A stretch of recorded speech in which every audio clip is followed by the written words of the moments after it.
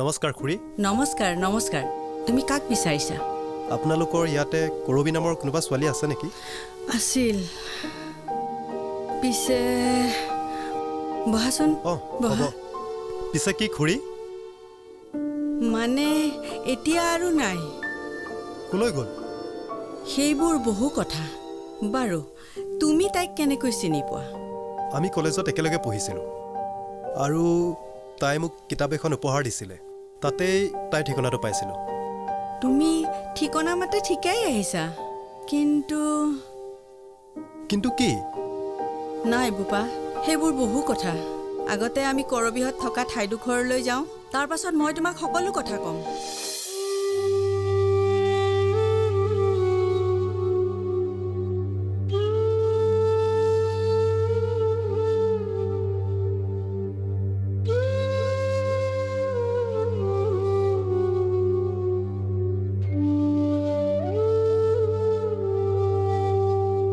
এইডোখৰ ঠাইতেই কৰবীহঁতৰ ঘৰ আছিল। কেইবছৰমান আগতেই এই ঘৰটো জ্বলি ছাই হৈ গ'ল আৰু দুটাকৈ লাশ জংঘলত পোৱা গৈছিল। ইয়াৰ পিছত বাপেক জীয়েক কলৈ গ'ল, জীয়াই আছে নে নাই কোনেও গম পোৱা নাই। কিন্তু তুমি আজি ইমান দিনৰ মূৰত কিয় বিচাৰি আহিলা? মই কৰবীৰ কলেজৰ ভাল বন্ধু আছিলোঁ। তাই বহুত ভাল আৰু সহজ সৰল ছোৱালী আছিলে। বাৰে বাৰে তাইৰ কথা মনলৈ আহি থকাত থাকিব নোৱাৰি আজি বিচাৰি আহিলোঁ। মোৰ হিয়াখনে যে কৰবী হিয়াখনকে বিচাৰে, মোৰ উপলব্ধি কৰাত বহুত পলম হৈ গ'ল।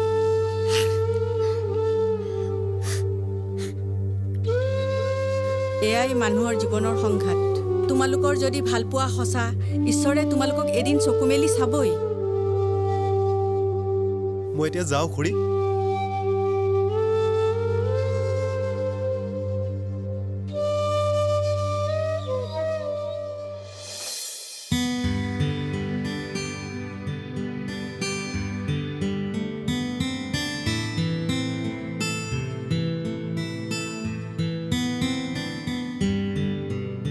ডেজি, অ ডেজি, ভাত ঠাণ্ডা হ'ব আহা। অঁ মই গৈছোঁ। বহা খাই লওঁ।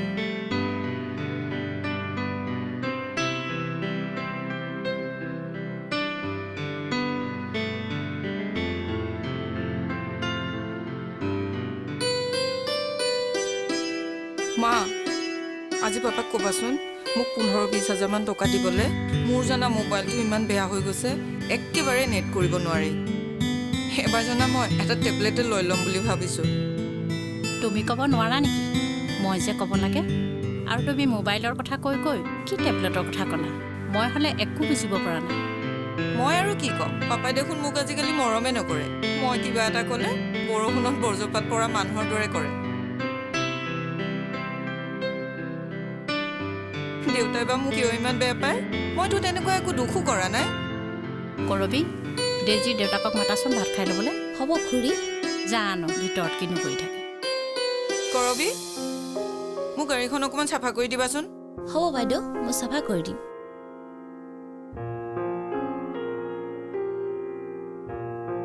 মা, তুমি কিন্তু দেউতাক ক'বা দেই, মই এতিয়া কলেজত যাবলৈ ৰেডি হওঁ।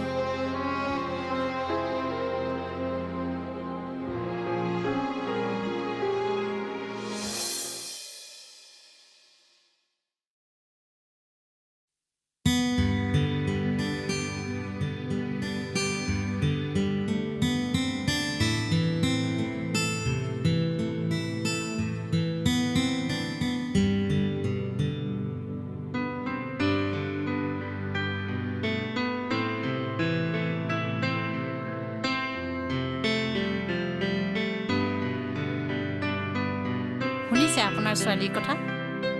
তাইক বোলে কালি পৰহিৰ ভিতৰত 15-20 হাজাৰ টকা লাগে। আৰু আপুনি বোলে তাইক মৰমেই নকৰে। ভিতৰৰ পৰা মই সকলোবোৰ শুনি আছিলোঁ। আচলতে পৃথিৱীৰ সকলো মাক দেউতাকৰ মৰম প্ৰত্যেক ল'ৰা ছোৱালীৰ বাবে সমান।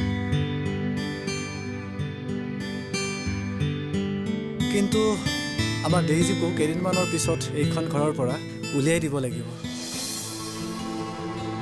তেতিয়া বাৰু এইখন ঘৰ উৰুঙা উৰুঙা নালাগিবনে?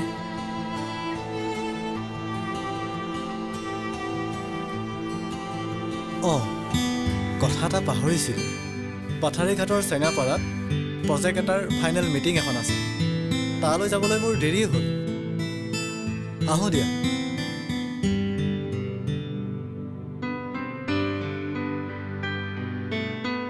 মা মোৰ জানা আজি সময় নাই একেবাৰে। কলেজত এটা ডাঙৰ প্ৰগ্ৰেম আছে। তুমি থাকা হা, বাই। যোৱা, সোনকালে আহিবা কিন্তু।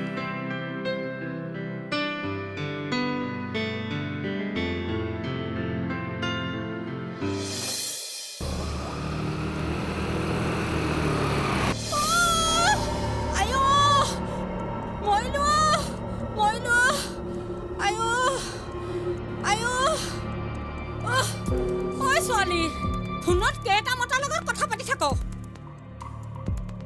তই মানুহ নেদেখ নেকি? তই নেদেখ নেকি? তইহে মোৰ গাড়ী আগত পৰি দিছহি। কি? মই তোৰ গাড়ী আগত পৰি দিছো? টাং কাটি মাৰ জোকাই নলবি। কি কৰিবি? কি কৰিবি তই? জমিদাৰৰ জীয়েক বুলি তাই ফুটনিখন চা। হেৰৌ, তহঁতৰ টকা পইচা বেছি আছে বুলি আমাৰ মূৰৰ ওপৰেদি গাড়ী চলাবি নি? মূৰৰ ওপৰে চলাবি নেকি? ঐ, মোক চম্ভালি কথা কবি, বুজিছ? মোক চম্ভালি কথা কবি। নিজকে কি বুলি ভাব? চেলা লাজ নাইকিয়া ছোৱালী। দিনটোত কেইটা মতাৰ লগত কথা পাত? মই যেইটা ল'ৰাৰ লগতে কথা নাপাতো কিয়? তোৰ কি আহে আৰু যায়? হা? কাণতে মোবাইলটো লগাই লগাই পইৰাহঁতৰ লগত কথা পাতি পাতি আমাক কুকুৰ মেকুৰীৰ দৰে চেপাবি নে? ঐ, তই কিন্তু জোখতকে বেছি বেছি কথা কৈ আছ।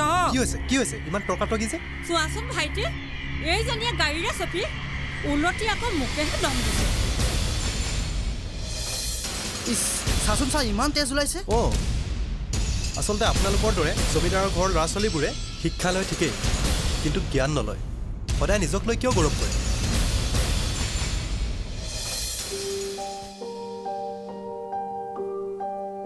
এয়া লওক বাইদেউ, আপুনি ওচৰৰ ক'ৰবাৰ হস্পিটেলত গৈ চিকিৎসাটো কৰাই লওক। হ'ব ভাইটি।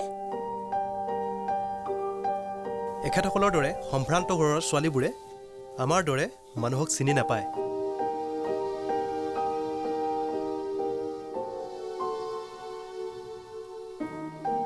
দেখিলে বাইদেউ, এয়া ইহঁতৰ সম্ভ্ৰান্ত ঘৰৰ ল'ৰা ছোৱালীৰ কৰ্ম। ঠিক আছে বাইদেউ, আপুনি এতিয়া যাওক, আমি আহোঁ। হ'ব যোৱা।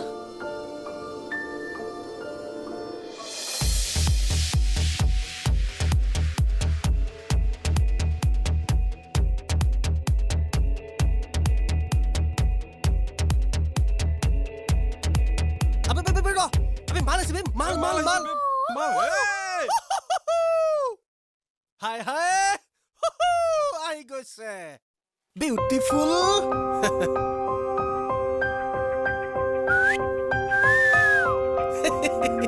কিয় ৰখাইছে মোক? কি লাগে আপোনালোকক? মইতো আপোনালোকক চিনি নাপাওঁ। প্লিজ মোক যাবলৈ দিয়ক, প্লিজ। হাই চুইটি।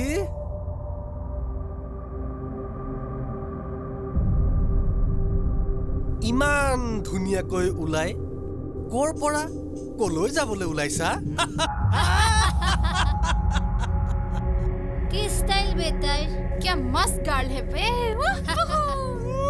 যাব একেবাৰে যৌৱনে খাওঁ খাওঁ কৰি আছো ৰে।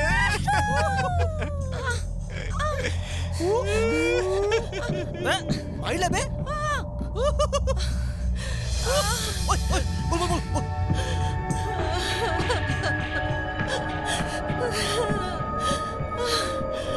আপোনালোক ঠিক সময়তে আহি পাইছে, নহ'লে ইহঁতে আজি মোক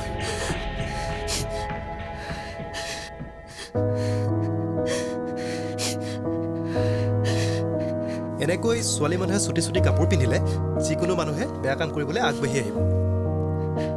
অলপ কাপোৰ কানি ভালকৈ পিন্ধিব লাগে, নে কি কণ হ'ব? অঁ, এইটো স্বাভাৱিক কথা। কিন্তু আজিকালি এই অসমত সাজ পোছাকৰ কোনো মান মৰ্যাদাই নোহোৱা হৈছে। এতিয়া ব'লা, আমি তোমাক ঘৰত থৈ আহোঁ। ব'লা।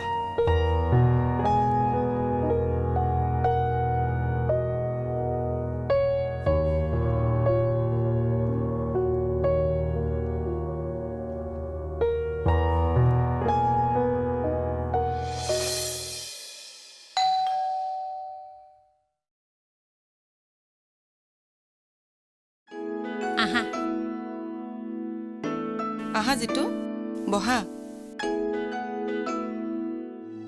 মা এইকেইজনে সেইকেইজন ল'ৰা জানা মই সন্ধিয়া মানুহজনীক চিকিৎসা কৰিবৰ কাৰণে এওঁলোকে টকা দিছিলে নমস্কাৰ নমস্কাৰ আৰু আজি ৰাস্তাত কেইটামান বদমাছ ল'ৰা ছোৱালীয়ে মোক অপদস্থ কৰাৰ পৰা এওঁলোকে সহায় কৰিছে আমাৰ এইবাবে মই তোমালোকৰ ওচৰত ক্ষমা বিচাৰিছোঁ আৰু এই সহায় কৰাৰ বাবে তোমালোকৰ ওচৰত বহুত বহুত ধন্যবাদ নাই নাই খুৰী সেইটো হ'বই নোৱাৰে আমাৰ আগত কোনোবা বিপদত পৰিব আৰু আমি চাই থাকিম সেয়াটো হ'বই নোৱাৰে আমি আগবাঢ়ি যাবই লাগিব ভাল লাগিল তোমালোকৰ কথাবোৰ শুনি দিয়া দিয়া মোক দিয়া কোৱাচোন তোমালোকৰ ঘৰত কোন কোন আছে পানী লোৱা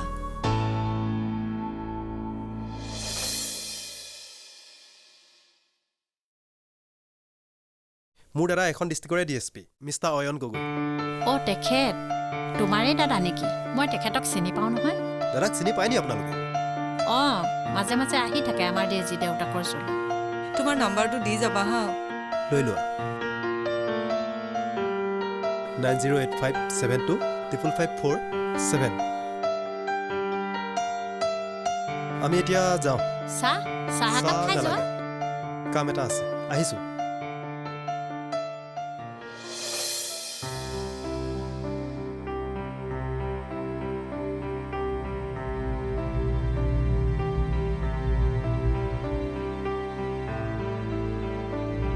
চোৱাচোন চোৱা সেয়া আমাৰ যিটো নহয়নে হয় অঁ ৰখাচোন ৰখা নাই নাই নালাগে আচ্ছা ইহঁতে আমাক দেখি লাজ কৰিব পাৰে ব'লা অঁ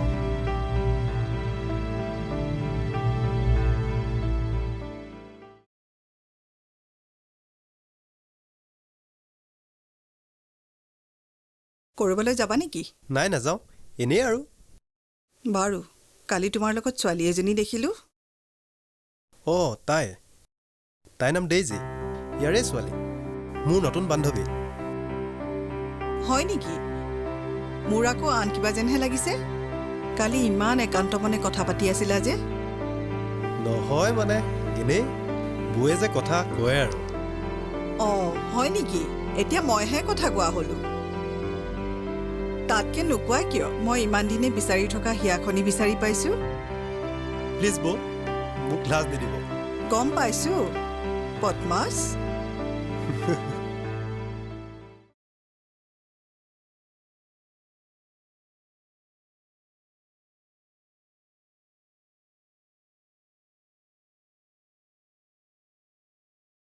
পানী এগিলাচ দিবনে বৰ পিয়াহ লাগিছে আহক অলপ বহি লওকচোন অ' কৰবী শুনিছানে শুনিছো এই পানী এগিলাচ আনাচোন অ গৈছো এইফালে কিবা কামত আহিছে নাই এনেই কিবা এটা ভাবি ভাবি আহি আছিলোঁ কেতিয়ানো এইখিনি পালোহি ক'বই নোৱাৰিলোঁ পানী লওক দিয়া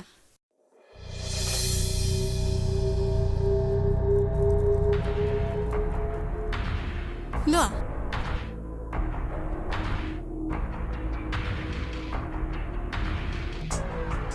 আপোনাৰ ছোৱালী নেকি নহয় আমাৰ ঘৰতে থাকে এদিনাখন আহি পানী এগিলাচ খাওঁ বুলি সোমালোঁ কথাবোৰ সোধাত তাইক কৈ গ'ল তাইৰ বোলে এই সংসাৰত কোনোৱেই নাই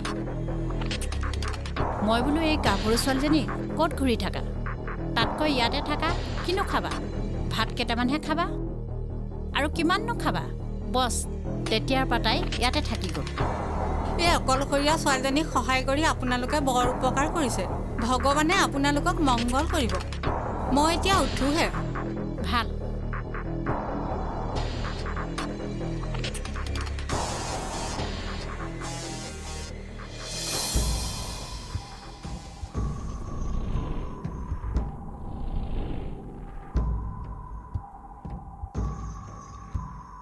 হেল্ল' ছাৰ আপোনাৰ অনুমানটোৱে সত্য জমিদাৰ আগত এজনী ছোৱালী আশ্ৰয় লৈ আছে তাইৰ নাম কৰবী কৰবী কৰবী আৰু এক বটল লৈ আহ सेठ जी इसका बहुत अच्छा दाम मिलेगा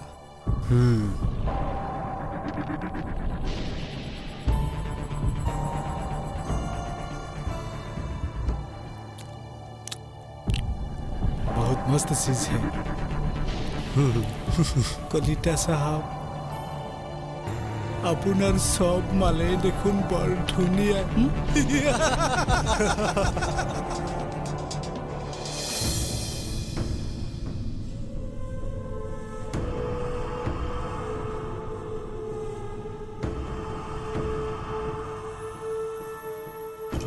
কোনটা বছৰ বল চিন নাপা কি কৰি আছে তোমালোক ৰেডি না হা কোনটা বলো কোট লৈ কৰি আছা ৰেডি না প্লিজ ৰেডি ওকে ৰেডি না কোট লৈ গৈ আছা হাই ওইটা একো কৰা নাই প্লিজ ৰেডি না বাহ বাহ কোন আপোনালোক আমাক এনেকে ৰাস্তাৰ পৰা ধৰি আনিলে যে চুপ একদম মনে মনে থাক আমাক আহি দিয়ক আমিতো আপোনালোক চিনি নাপাওঁ চুপ প্ৰথমতে আমাৰ প্ৰশ্নৰ উত্তৰ দে তাৰপিছত তহঁতক চিৰদিনৰ বাবে ৰাস্তা এৰি দিম জমিদাৰ অভিৰাম কলিতাৰ ঘৰত কিয় গৈছিল আৰু কি আনিছে আপোনালোকে এইবোৰ কি কৈছে মই একো বুজিব পৰা নাই মোক এৰি দিয়ক না বাহ কি আচৰিত আপোনালোকৰ দৰে মুখাপিন্ধা ভদ্ৰলোকে আমাৰ সোণৰ অসমখন ধ্বংস কৰি দিছে আজি বোলে গড়ৰ খৰ্গ কাইলৈ বোলে ড্ৰাগছ আৰু তাৰপিছত ডুপ্লিকেট টকা আপোনালোকক আমি ৱাৰ্ণিং কেইবাৰ দিছিলোঁ তিনিবাৰ এতিয়া আমাৰ কথা মনত পৰিছে লাষ্ট ৱাৰ্ণিং দিয়াৰ পিছত আপোনালোকে আমাৰ কথা শুনা নাই প্লিজ গাড়ী চেক কৰিব গাড়ী চেক কৰিয়া মোক ক্ষমা কৰক না প্লিজ আমি একো কৰা নাই নহয়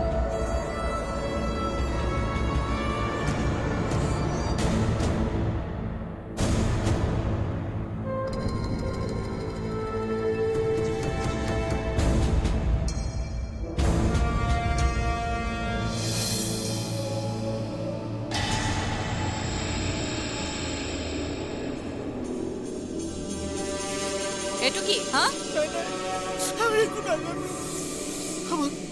আমাক নামাৰিব প্লিজ এইবাৰৰ কাৰণে আমাক ক্ষমা কৰি দিয়ক এতিয়া কওক এই কামত কোন কোন জড়িত আমি একো নাজানো জয় ভীম কৈছো প্লিজ আমাক নামাৰিব প্লিজ নামাৰিব প্লিজ জমিদাৰ অভিৰাম কলিতাৰ বস্তুবিলাক আমাক দিয়ে আৰু আমি নিৰ্দিষ্ট ঠাইত দি আহোঁ ক'ৰ পৰা আনে কেনেকৈ আনে সেইবিলাক আমি নাজানো আৰু আৰু পুলিচৰ এজন উচ্চ পৰ্যায়ৰ বিষয়া ইয়াৰ লগত জড়িত আছে আমি তেখেতকো নাজানো আমাক মতা অংশ এটা কমিশ্যন দিয়ে অভিৰাম কলিতাৰ নিৰ্দেশত আমি বস্তুবোৰ সিহঁতৰ হাতত তুলি দিওঁ ঐ টকাৰ কাৰণে মাৰা কোৱালৰ হাতত তুলি দিবি নেকি হা নাই মোক নামাৰিব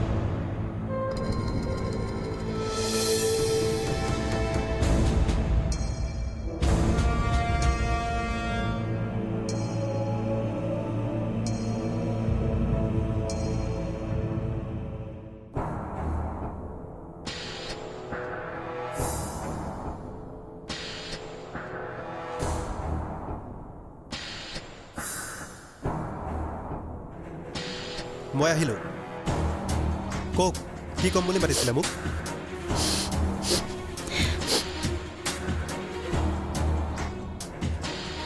কোন আপুনি প্লিজ কওকচোন কোন আপুনি হোৱাট কৰবী তুমি এইবিলাক কি কৰবী তুমি এনেকৈ সেইবোৰ বহু কথা জিতুদা হঠাৎ মোৰ জীৱনলৈ কাল ধুমুহা নামি আহিল দুটা লংপতে ঘৰত কোনো নথকা সুযোগ লৈ মোৰ গাৰ ওপৰত জঁপিয়াই পৰিল।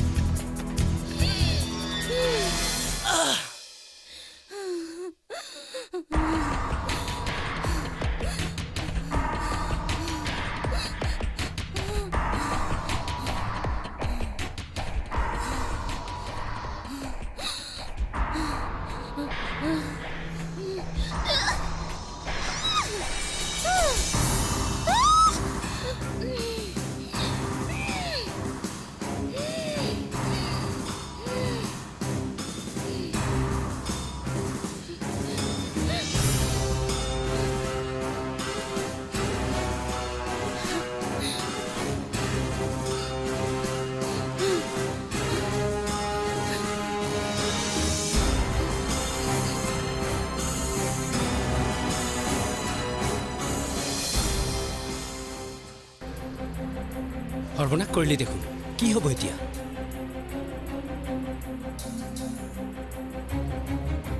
ধৰ ভালকে ধৰ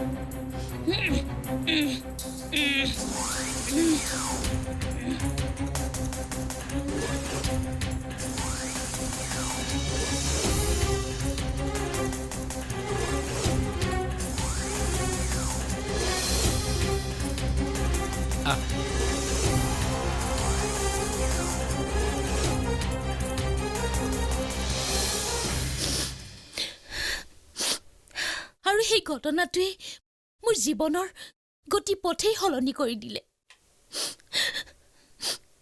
মই তোমাক বিচাৰি তোমাৰ গাঁও পাইছিলোঁগৈ আৰু তাতে মোক এগৰাকী মহিলাই সকলো কথা কৈছে। আৰু তেতিয়াৰ পৰা দেউতা আৰু মই গৈ সংগঠনত জড়িত হলোঁ। তোমাক মাতি অনা কাৰণ হৈছে কুখ্যাত গড় খৰ্গৰ আৰু ড্ৰাগছ ছাপ্লাই কৰা দুজনক ইতিমধ্যে মৰা হৈছে। ৰাস্তাত মাৰি পেলাই থৈ গৈছিল যে সেই দুজন।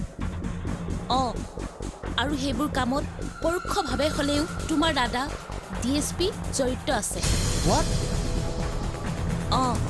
তোমাৰ দাদা বুলি জানি কথাটো ক'লোঁ। তেখেত আমাৰ হিট লিষ্টত আছে। গতিকে তেখেতক এইবিলাক কামৰ পৰা আঁতৰি থাকিবলৈ ক'বা, অন্যথা আমাৰ উপায় নাই। হ'ব মই তোমাক কথা দিছোঁ, দাদাক মই এইবোৰ কামৰ পৰা আঁতৰাই ৰাখিম। দাদাক একো নকৰিবলৈ ক'বা প্লিজ। কিন্তু তুমি মোৰ নাম্বাৰ ক'ত পালা? এইবোৰ আমাৰ কাৰণে সাধাৰণ কথা। মোৰ সময় কম আছে, মই এতিয়া যাওঁ। কিন্তু কৰবী, মই যে তোমাকে ভাল পাওঁ।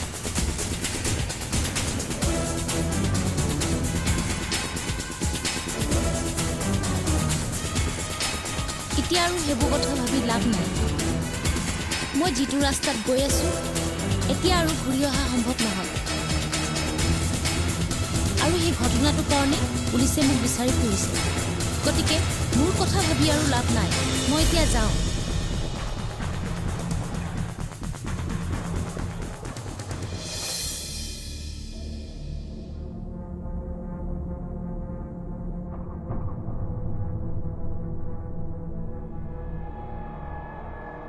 কি হ'ল? কিবা হ'ল নেকি? কি হ'ল মানে?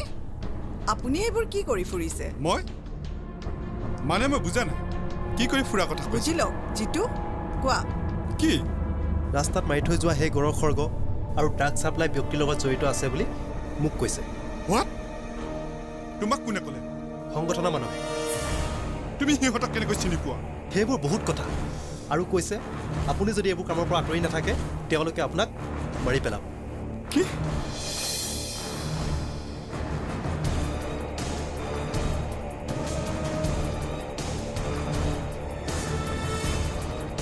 Hello', police station?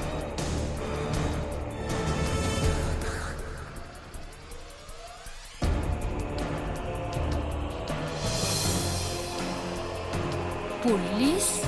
Mister Dowerah, sir আপুনি সকলোকে সজাগ কৰি ৰাখক যাতে কোনো পলাই যাব নোৱাৰে। আপুনি চিন্তা নকৰিব ছাৰ, মই ঘৰৰ চাৰিওফালে ঘেৰাও কৰি ৰাখিছোঁ। অ'কে।